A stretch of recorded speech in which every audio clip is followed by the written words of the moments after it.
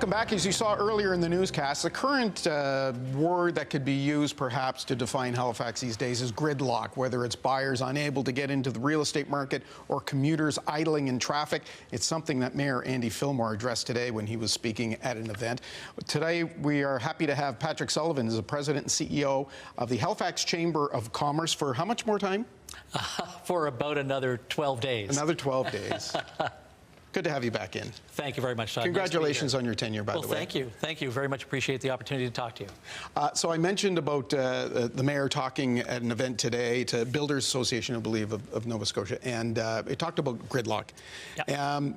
That's something, obviously, that it must be an issue for your members. There's a lot of businesses that travel the roads, and increasingly, what was it, number 3 on the national survey after Toronto and Vancouver, Halifax is spending more time in that commute. It is. I mean, we're certainly concerned about that. We're pleased to see that the city is, going through their budget now.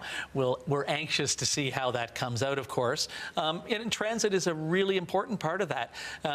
Getting buses more directly to the downtown, encouraging businesses to stay to some extent in the downtown so we can have effective transit.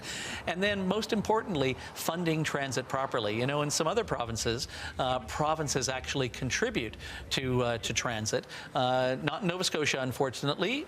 Transit is funded fully by effectively by the municipality and then by riders. So, the gas tax in Ontario, a portion of that goes to transit. And our estimate would be that would help transit in Halifax by about $8 million, which could significantly cut down on that gridlock. We ran that report about the ferries and the potential for them in the future, whether it'll happen or not. Do you think it's inevitable that they will? We've had 2 mayors sit in that same chair you're in the past number of years, and both say the only way to move people to any great measure in this city now is on the harbour.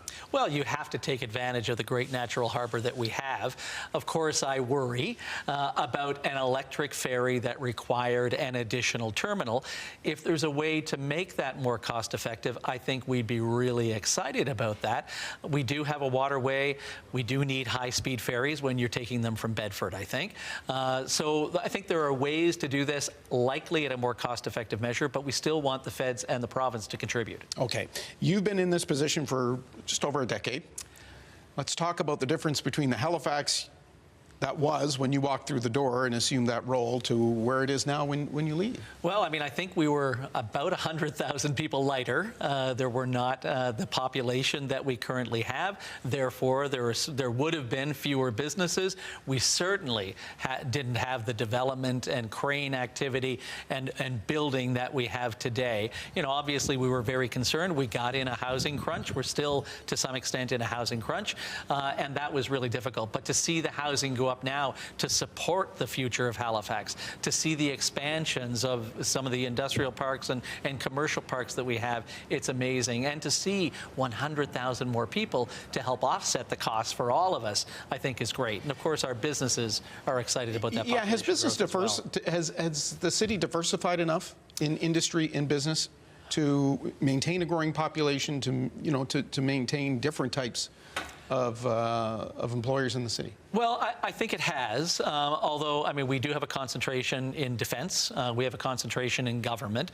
But to some extent, that defense is going to create significant opportunities in the future as we see spending ramp up and it go from sort of $40 billion to perhaps $140 billion in the coming years as we get to 2035. Halifax has a disproportionate, presence with our armed forces. 10% of the population of the armed forces are in Nova Scotia. We have, I don't remember what the number is, but it's a significant percentage of the resources of the armed forces, and that's only going to get bigger. There's going to be submarines in the harbor. There's going to be additional spending, and that's going to support everybody in Halifax. Let's talk about membership at the Chamber of Commerce, and that too has changed in your tenure, and something you're pretty proud of. It is. I mean, we've grown from about 1,400 members when I got here to now over 2,000 members. We represent about 90,000 employees, and that makes a real difference when we're talking to government at all levels to say that we have 200,000 employees and we have, sort of 2,000 members. It makes a real difference when we're talking about what our members need. So, the improvement has been significant. We've talked a lot on the broadcast about rising power rates, rising water rates, the municipal tax rate, which would likely increase. What kind of pressure is that putting on your members? What do you hear on a daily basis from them? Well, affordability is a significant concern, not only for individuals, but for businesses in our community. I mean, we're really seeing pressures. COVID is not yet over. As much as we'd like it to be, there are still the hangover effects of COVID, certainly in the hospitality and tourism industry. We'd like to see that gone. But, some of these cost pressures, businesses pay 3 times what an individual pays in terms of property tax in Halifax. It takes an awful lot of dinners at a restaurant served by that restaurant to make up whether it's a 10% increase or whether it's closer to inflation at a 2.4% increase. So, it is a real pressure for businesses, and they are still suffering. Patrick Sullivan, thank you very much for coming in. Congratulations on your tenure and good luck with whatever you do next, because I know you're not just hanging up the skates, as they say. Well, thank you, Todd. Appreciate it. And good luck to you. I'll be keeping an eye from the couch. All right, okay, good. We'll take that. We'll take a time out. We'll be back with more of your newscast after this.